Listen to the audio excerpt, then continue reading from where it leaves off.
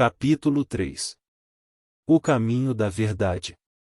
Quando o cavaleiro acordou, Merlin estava sentado silenciosamente ao seu lado. Desculpe por ter agido de maneira tão pouco gentil, disse o cavaleiro. Minha barba ficou toda encharcada, e ele acrescentou desgostoso. Não precisa se desculpar, disse Merlin. Você acaba de dar o primeiro passo para sair dessa armadura. O que você quer dizer? Você verá, replicou o mago. Em seguida, levantou-se. Está na hora de você partir. Isso deixou o cavaleiro perturbado. Ele estava gostando da vida na floresta com Merlin e os animais. Além disso, parecia não ter nenhum lugar para ir.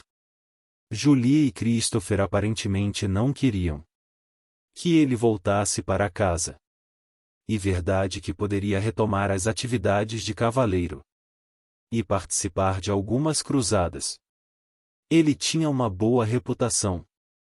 E havia diversos soberanos que ficariam felizes em tê-lo do seu lado, mas lutar parecia não ter mais propósito algum. Merlin lembrou o cavaleiro de seu novo propósito: livrar-se da armadura. Por que me importar? Perguntou o cavaleiro morosamente. Para Julie e Christopher não faz diferença se eu retirar ou não está a armadura. Pense em você mesmo, sugeriu Merlin. Ter ficado preso em todo esse aço lhe causou um monte de problemas. E sua situação só irá piorar com o passar do tempo. Você pode até vir a morrer de algo como uma pneumonia decorrente de uma barba encharcada. Acho que minha armadura se tornou um estorvo, replicou o cavaleiro. Estou cansado de arrastá-la de um lado para o outro. E não aguento mais comer purê de comida. Por falar nisso, não consigo nem cocar minhas costas quando tenho vontade. E faz quanto tempo desde que você sentiu pela última vez o calor de um beijo, a fragrância de uma flor, ou ouviu o som de uma melodia bonita, sem que essa armadura se interpusesse no caminho? Nem me lembro, resmungou o cavaleiro, tristemente. Você está certo, Merlin. Tenho de retirar esta armadura para mim mesmo. Você não pode continuar a viver e a pensar como fazia no passado. Continuou Merlin. Essa é a principal razão por que ficou encarcerado nessa prisão de aço. Mas como conseguirei mudar tudo isso? Perguntou o cavaleiro, inquieto. Não é tão difícil como pode parecer, Merlin explicou, conduzindo o cavaleiro até uma trilha. Este foi o caminho que você percorreu para chegar a esta floresta. Não percorri nenhum caminho, disse o cavaleiro. Estive perdido durante meses.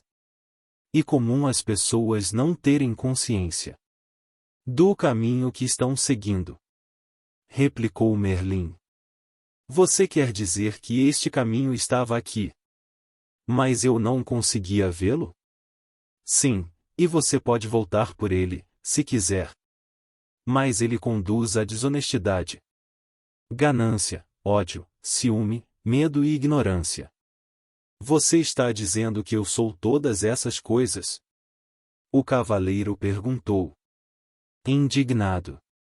Às vezes, você é alguma delas, Merlin admitiu, sossegadamente. O mago então apontou para outra trilha. Ela era mais estreita que a primeira e bastante íngreme. Parece uma subida e tanto, e observou o cavaleiro. Merlin concordou com a cabeça, ele disse. É o caminho da verdade. Ele torna-se mais íngreme à medida que se aproxima do cume de uma montanha, que fica lá longe. O cavaleiro olhou para aquela trilha escarpada, sem entusiasmo.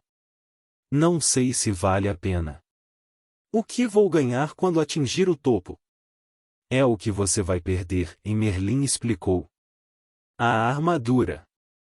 O cavaleiro ponderou sobre isso. Se retornasse pelo caminho que tinha percorrido antes, Não havia esperança de remover a armadura. E ele provavelmente morreria de solidão e fadiga.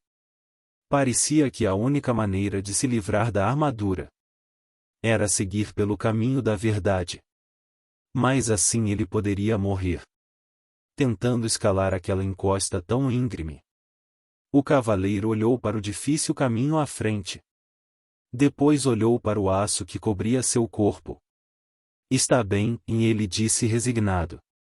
Tentarei o caminho da verdade. Merlin gostou. A decisão de seguir por uma trilha desconhecida, com essa armadura pesada atravancando seu caminho, requer muita coragem, destacou o mago. O cavaleiro sabia que era melhor começar imediatamente. Ou poderia mudar de ideia. Vou pegar o meu fiel cavalo, e ele disse. Oh, não, disse Merlin, balançando a cabeça. Há trechos no caminho que são estreitos demais para um cavalo passar. Você terá de ir a pé. Perplexo, o cavaleiro se estatelou sobre uma pedra. Acho que prefiro morrer com a barba encharcada. Ele disse, com sua coragem, esvanecendo rapidamente. Você não viajará sozinho, e Merlin lhe disse. Esquilo o acompanhará. O que você espera que eu faça, que monte nas costas do esquilo? Perguntou o cavaleiro, temendo o pensamento de fazer aquela árdua viagem com um animal de fala esperta. Talvez você não possa montar sobre mim, disse Esquilo. Mas vai precisar de mim para ajudá-lo a comer. Quem mais vai mastigar nozes para você? E empurrá-las através da viseira? Rebeca, que ouvirá a conversa de uma árvore próxima. Sobrevoou o cavaleiro e pousou no seu ombro. Também vou com você. Já estive no topo da montanha e sei o caminho, e ela disse. A disposição dos dois animais em ajudar conferiu ao cavaleiro a coragem de que ele necessitava. Bem, não é incrível, ele disse a si mesmo. Um dos cavaleiros de elite do reino precisando ser encorajado por um esquilo e um pássaro. Ele fez um esforço para ficar em pé, sinalizando a Merlin que estava pronto para começar sua viagem. Enquanto caminhavam em direção à trilha, o mago pegou uma estranha chave dourada que estava em seu pescoço e entregou-a ao cavaleiro. Esta chave abrirá as portas dos 3 castelos que bloquearão seu caminho. Eu sei, gritou o cavaleiro impulsivamente. Haverá uma princesa em cada castelo. E eu matarei o dragão que a mantém cativa e a salvarei. Basta! Interrompeu Merlin. Não haverá princesas em nenhum desses castelos. Mesmo se houvesse, você agora não tem a menor condição de resgatar quem quer que seja. Você tem de aprender a se salvar primeiro. Repreendido dessa forma, o cavaleiro calou-se e Merlin continuou. O primeiro castelo chama-se Silêncio, o segundo, Conhecimento, e o terceiro, Vontade e Ousadia. Depois de entrar neles, você encontrará a saída. Somente depois de ter aprendido o que está lá para você aprender. Do ponto de vista do cavaleiro, isso não parecia ter graça alguma, comparado com o salvamento de princesas. Além disso, no momento, visitas a castelos realmente não o atraíam muito. Por que não posso simplesmente contornar os castelos? Ele perguntou, amuado.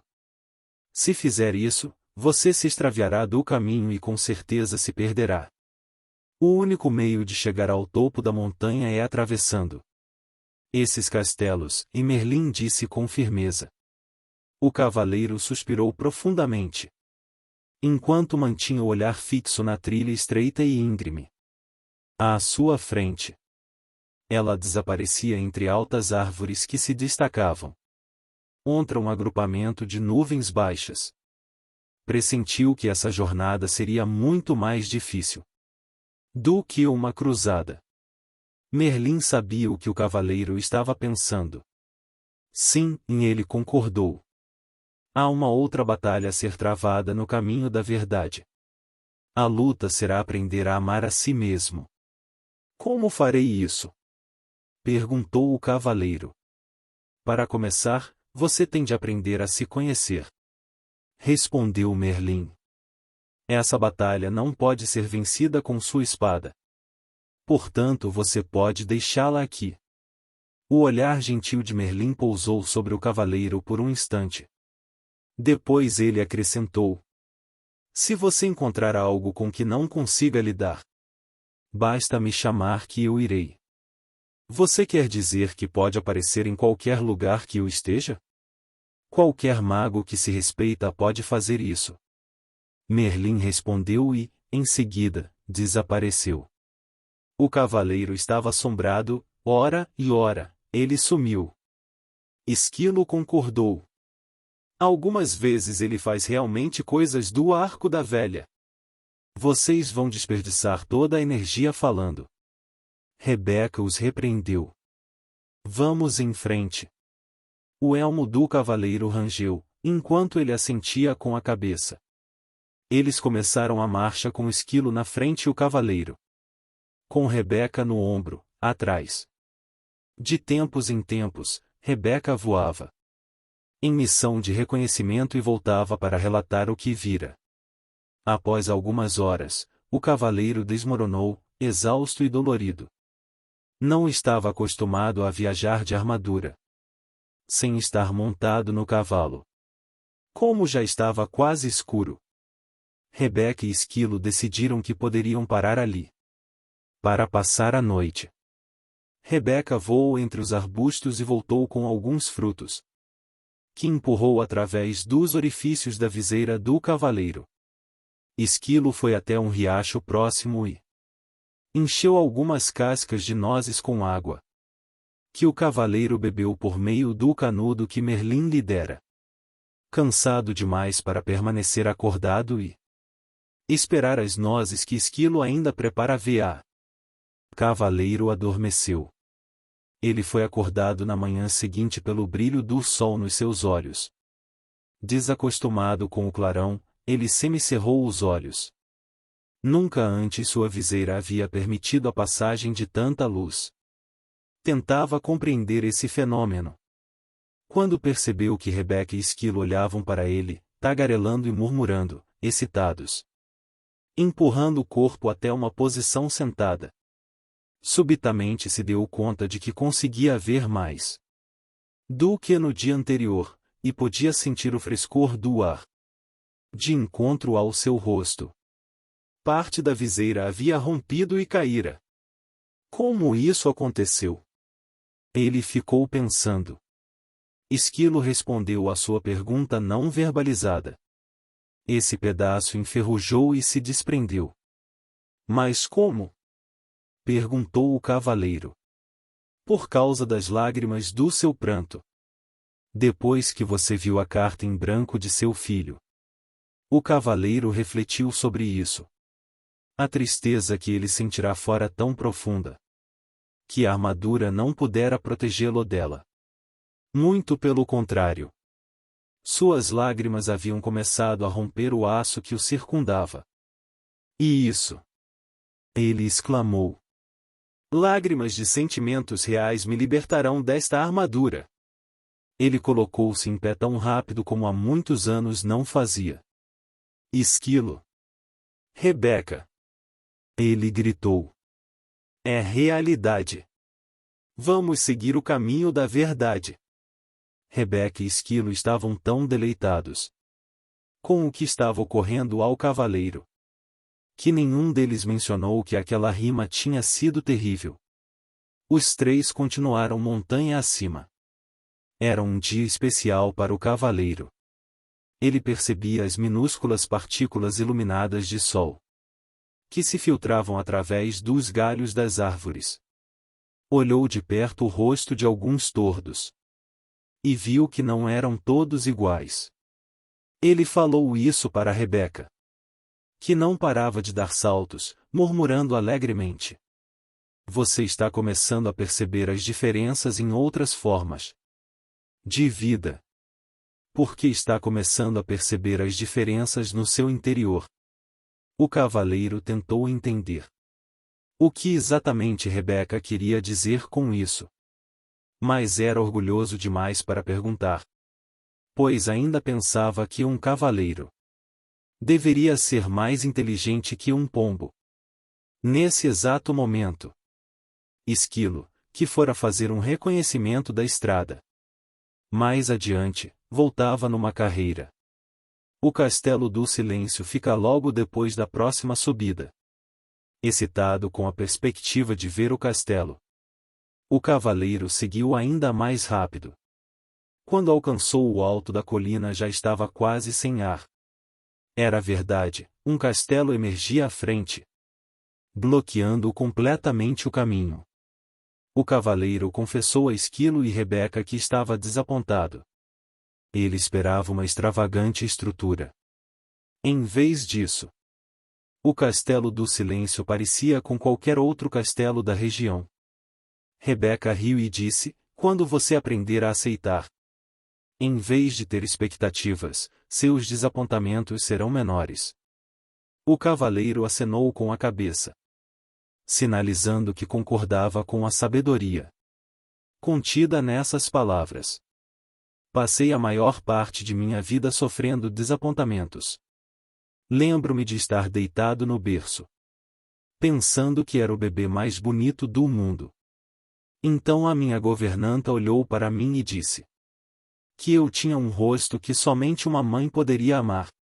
Acabei desapontado comigo, por ser feio ao invés de bonito, e desapontado com a governanta, por ela ser tão rude. Se tivesse aceitado verdadeiramente que era bonito, o que ela disse não teria tido importância. Você não ficaria desapontado, e Esquilo explicou. Isso fazia sentido para o cavaleiro. Estou começando a achar que os animais são mais inteligentes do que os homens. O fato de poder dizer isso faz de você um ser tão inteligente quanto nós. Esquilo replicou. Não acho que isso tenha a ver com ser inteligente, disse Rebeca. Os animais aceitam e os seres humanos têm expectativas. Você nunca ouvirá um coelho dizer: espero que o sol apareça de manhã, para eu poder ir até o lago brincar. Se o sol não aparecer, isso não estragará o dia do coelho. Ele simplesmente é feliz sendo um coelho. O cavaleiro refletiu sobre isso. Ele não conseguia se lembrar de muitas pessoas que eram felizes simplesmente sendo pessoas. Logo chegaram à porta de um imenso castelo. O cavaleiro tirou a chave dourada do pescoço e encaixou-a na fechadura. Enquanto abria a porta, Rebeca sussurrou: nós não vamos entrar com você. O cavaleiro, que estava aprendendo a amar e a confiar nos dois animais, ficou mais uma vez desapontado, já que eles não iriam acompanhá-lo. Ele quase mencionou isso, mas se conteve a tempo. Novamente, estava tendo expectativas. Os animais sabiam que o cavaleiro hesitava em entrar no castelo. Podemos levá-lo até a porta, disse Esquilo. Mas você tem de entrar sozinho. Quando Rebeca saiu voando, ela bradou para incentivá-lo. Nós o encontraremos do outro lado.